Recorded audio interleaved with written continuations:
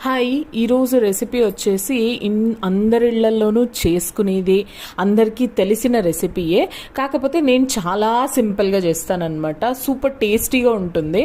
So దీనికి వచ్చేసి కడాయిలోకి కొన్ని పచ్చిమిరపకాయలు తీసుకుని వేయించుకొని పక్కకు పెట్టేసుకున్న తర్వాత మనం కట్ చేసి పెట్టుకున్నటువంటి బీరకాయ అలాగే టొమాటోస్ కొంచెం ఉప్పు పసుపు వేసేసి వేయించి పక్క పెట్టేసుకోండి. బీరకాయ చట్నీకి నేను ఏం చేస్తానంటే బీరకాయ తొక్కకి ఏం తీయను అనమాట. వాష్ చేసేసుకొని ముక్కలు కట్ చేసేసి వేసేస్తాను నేను వేయించుకోవడానికి.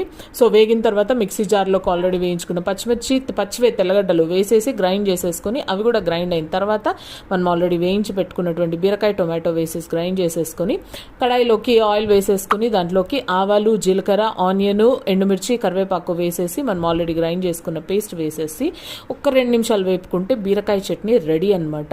Super tasty and easy. రైస్లోకి కానీ సంగట్లోకి కానీ చాలా బాగుంటుంది. నచ్చిందా? నచ్చితే కనుక లైక్ చేసి ఛానల్ సబ్స్క్రైబ్ చేసుకోండి.